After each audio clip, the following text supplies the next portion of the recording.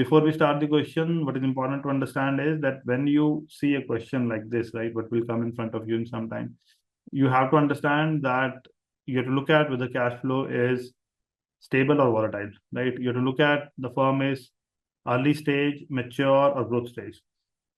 Are the assets tangible or intangible? Is the economy booming or kind of in stress environment, right? So you have to do all this analysis, then only you will be able to come at whether the WACC will be high or less, right? So let's do the question that will give you more idea. A financial analyst is evaluating the capital structure of your Boulder Inc., a US-based unleveraged firm with a constant cash flow of 6 million per year before taxes, right? So unleveraged, that's a good thing. Constant cash flow of 6 million per year before taxes. The firm has a market value of $45 million and corporate tax rate of 30%. That's also okay. Volvo plans to issue 15 million debt to retire an equivalent amount of equity. That's also okay. The debt will have a cost of 5.5%. The financial analysts note that the tax shield advantage of debt is offset due to the risk of financial distress. He estimates the present value of the cost of financial distress at various debt level as follows, right? So he's calculated the present value of the cost of financial distress. That's good, right? We'll talk about it. Just give me a second. I just want to read the full question, right? Okay, then we have the question, right? So let's try to first understand the question, right? That's the whole idea. See, it's a unleveraged firm. First of all, that's very important point to note. Unleveraged firm means that the firm does not have any kind of your what you say debt, right? It is all equity, right? Then it is saying that it has your 6 million per year before taxes, right? That is your pre-tax cash flow, and that is constant, that is perpetual, so that is also great. Then the corporate tax rate is 30%. Market value for the unlevered firm is 45 million. Proposed debt is 15 million. Cost of debt is 5.5%. You have to look at the present value of financial distress cost, depend on debt level, which the table is given. So again, this is a typical kind of question. This is actually dependent on a Modigliani-Miller equation, which will come ahead with taxes and that distress cost. But we are not going there. First idea is that if you look at the question, right, if you try to solve the question, the WACC of the unleveraged firm prior to the debt issues closest to what? See, if the firm is unleveraged, means there is no debt. It means the whole cost is cost of equity.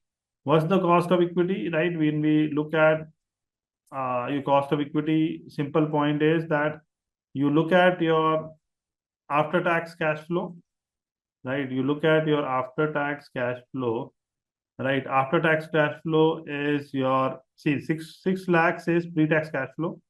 You have to take it after tax, right? So how do you make it after tax? 6 into your 1 minus your 0.3, right? Because you have to take out the tax. 0.3 is basically 1 minus 0.3 is your 0.7, right? 1 minus 0.3 is 0.7, right? So it brings out to, it makes it 4.2. So 4.2 is the after-tax cash flow. Now, if I have to take it, your, what you say, cost of equity, right? So basically, idea here is you are making 4.2 and market value is 45, right? 4.2 divided by your 45, right? That's the whole idea. Because you are basically cost of equity, right? You are making 4.2 cash flow on $45 million of market value, right? So this is your rate of for equity, which is 9.33%, right? So very straightforward. Please keep in mind that we will not take any debt here because it's a unleveraged firm, right? Had it been a leveraged firm, then I had to do every calculation using debt also. But here I'm just sticking to your equity part, so that's making my question pretty straightforward and easy, right? So remember that, right? Okay. So that's one part. All right. And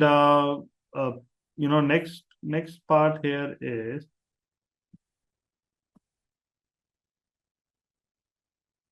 the use of the 15 million of debt financing, right? The use of 15 million of debt finances increases the value of boulder by dash over its unlevered value. Ignore the cost of financial distress, right? See, even though we have not done it right now, but then it will follow ahead, right?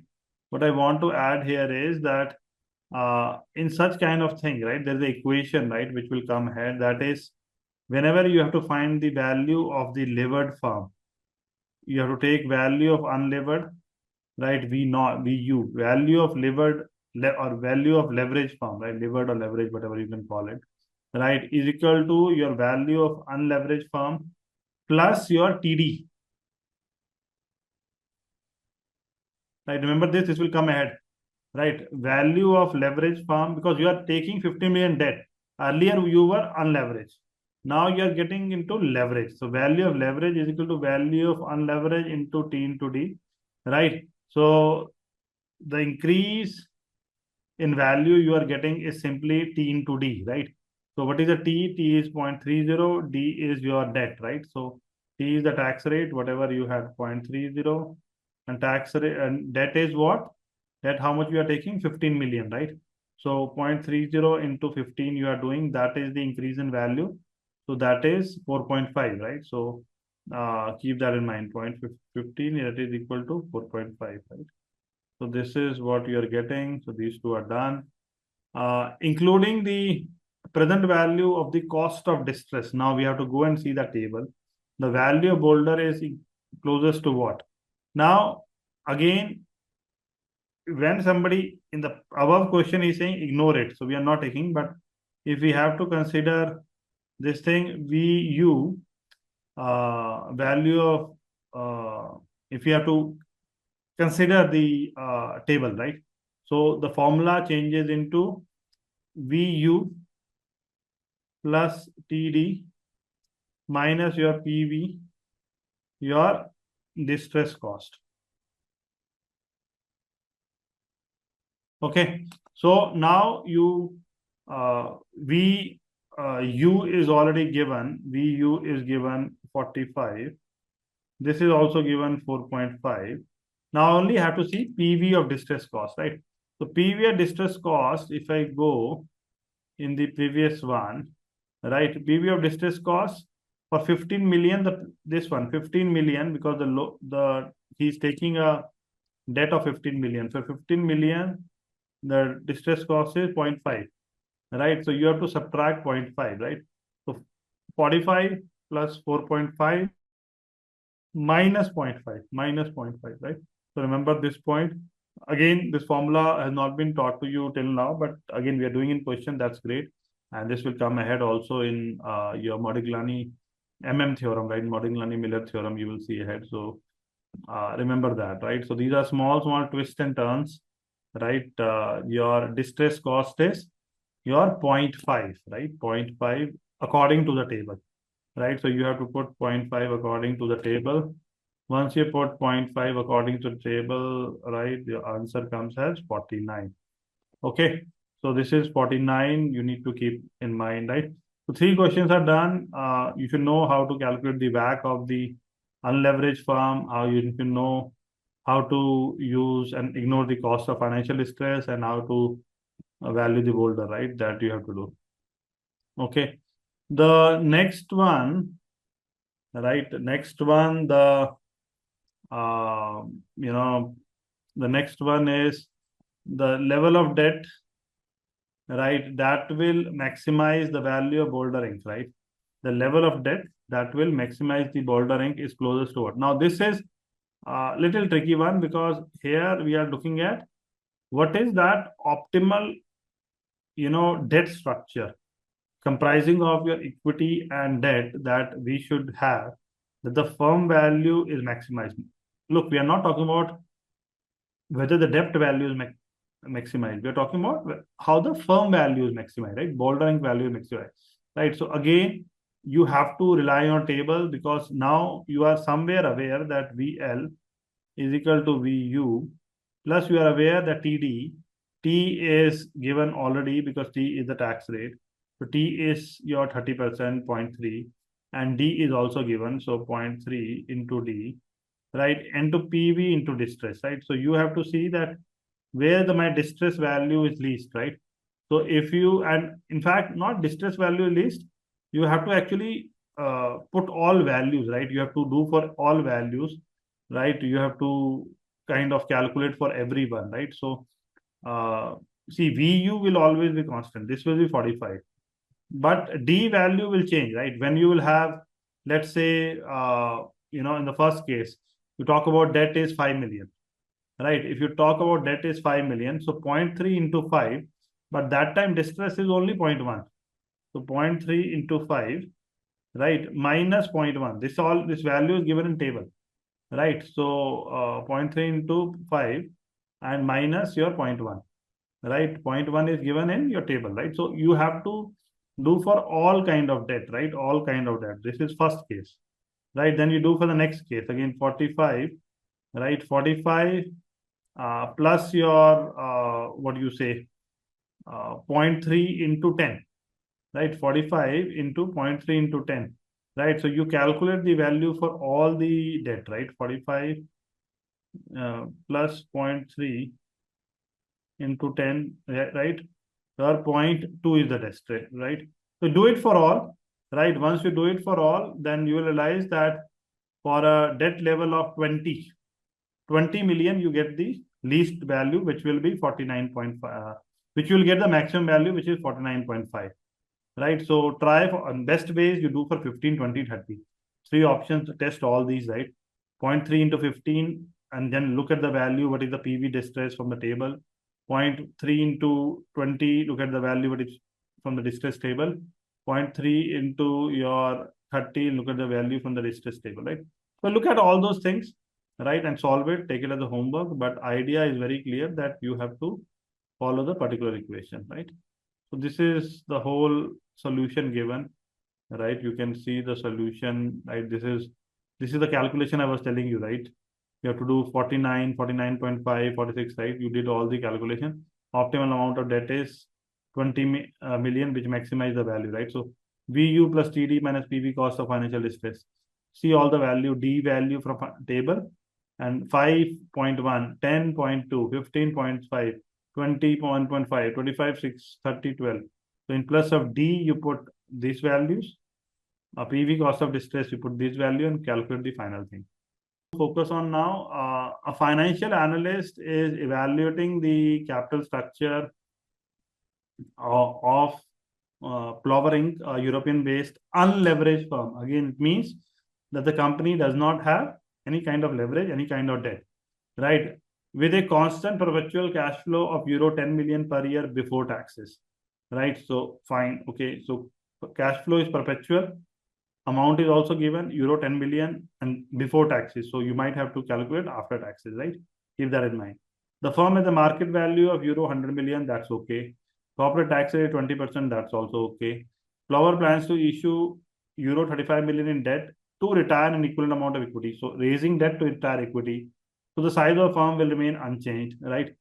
The debt will have a cost of 4.5%. Assume the cost of financial distress is close to zero, right? After the debt issuance and changing the capital structure, Plover's WACC is closest to what, right? Again, little tricky. You have to understand the data has been given to you. The pre-tax cash flow given to you is $10 million, right? Pre-tax cash flow given to you is $10 million. That's fine, right? And it's a perpetual cash flow. The tax rate given to you is 20%, perfectly fine. Unleveraged firm is there. So, and the market value is 100 million. That also, you know that. The debt issued is 35 million. That also is given. Cost of debt is 4.5. That also is given. And distress cost has not been mentioned, right? And close to zero, right? So that's also, they're not given table. They're mentioned very clearly. The distress cost is close to zero, right? So that's also a good thing to know. Now, first of all, in such kind of question, you always start by finding your WACC, right? You have to first find the WACC. That is very important. First, find the WACC, right? Find your WACC, right? So find WACC. Now, the question comes is why we need to find WACC? Because see, when you think about your a firm which has so many things going on, right? if we look at your proposition 2, which you just studied, right?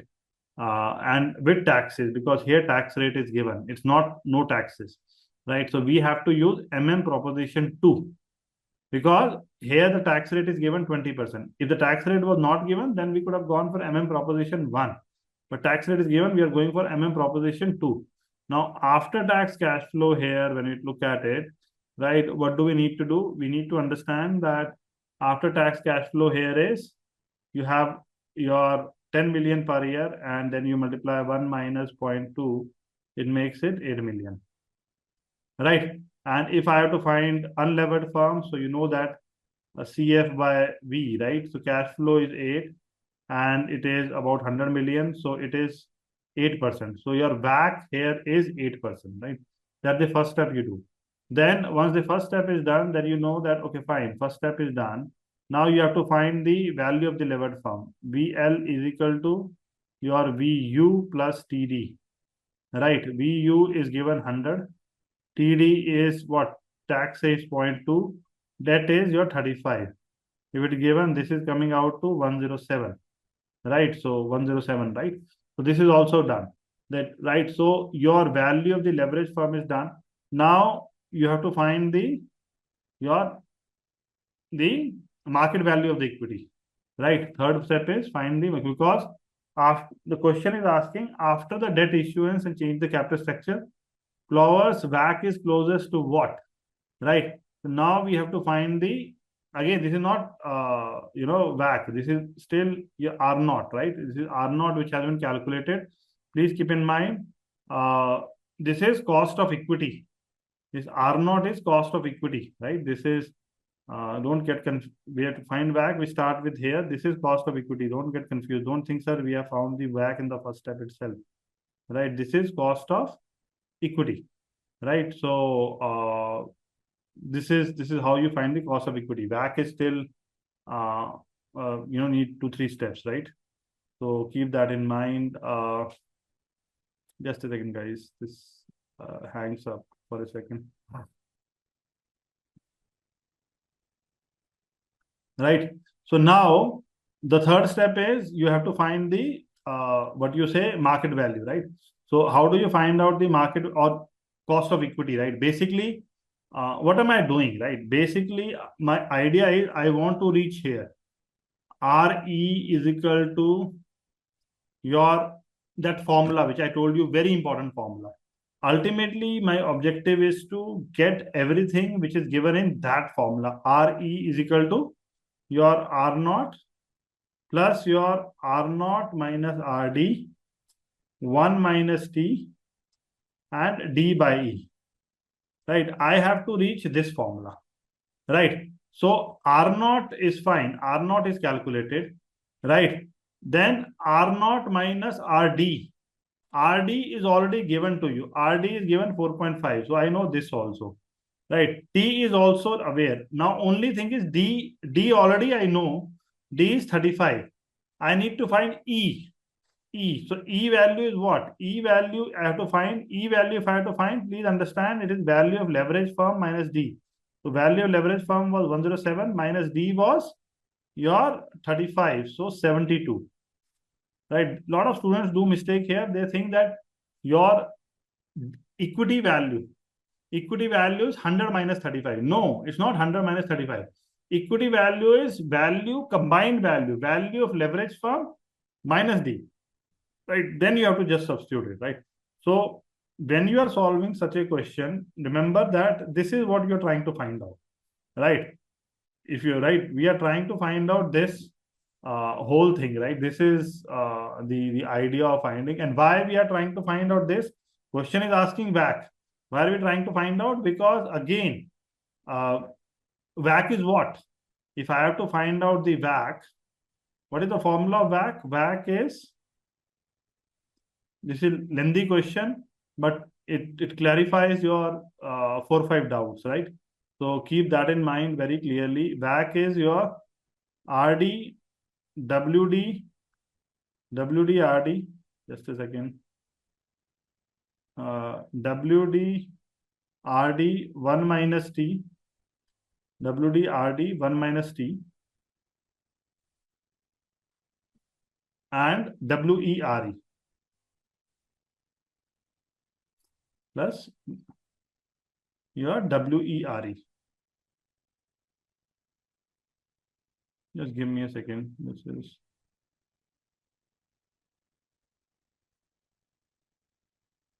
right.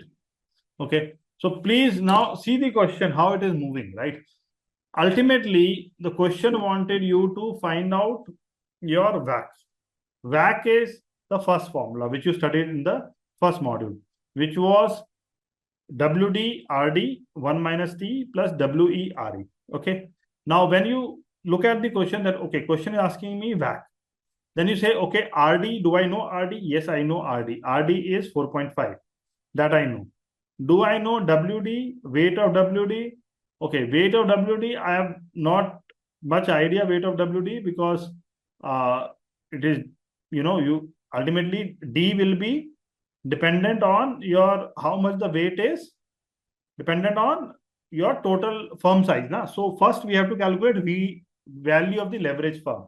So you had the debt value was 35, but you didn't know the value of the leverage firm, right? So we have to calculate VL is equal to VU plus TD, right?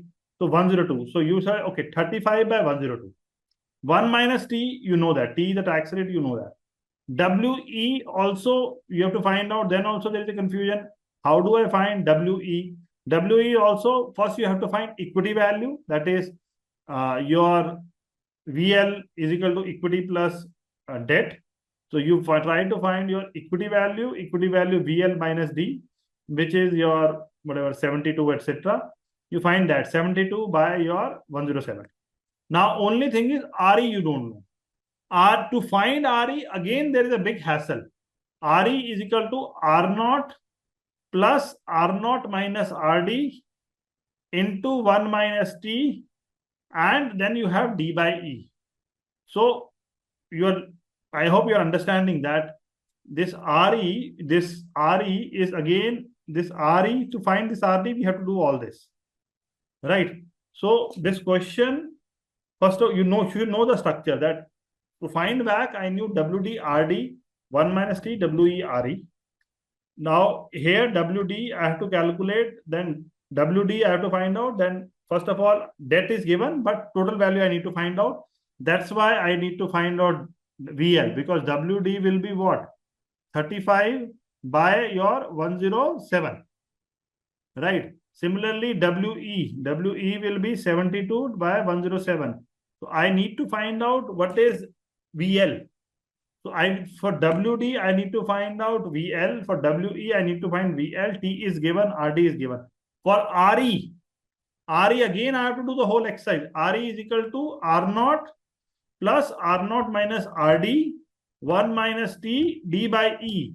Now, R0 itself has to be found out, right? I hope you are getting my point. This R0, RE comes from R0. R0 comes from here, right? So this is a multiple steps question, right? First, there are three equations being moving, right? You need to find WAC. WAC is WD, RD, 1 minus T, WERE. Everything else is given. RE is not given. RE is equal to R0 plus R0 minus RD, 1 minus T, D by E. R0 not known.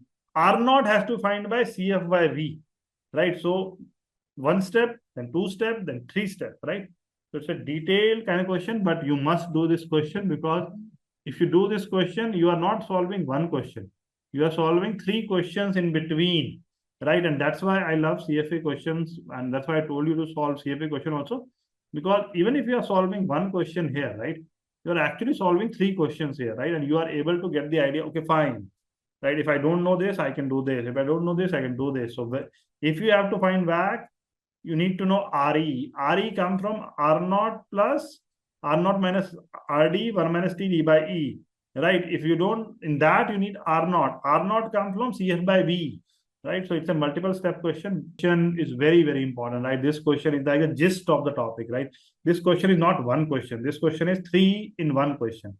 The three questions in one question. If you are able to solve this question on your own, you have got the gist of the chapter, right? You have got the gist of the chapter. Okay, fine. WAC calculation is this.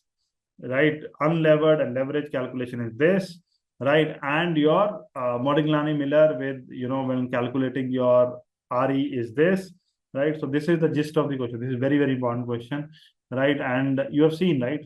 Best way to study, I have already told you that best way to study in CFA is follow what they ask in your uh, follow what they ask in their end of chapter question.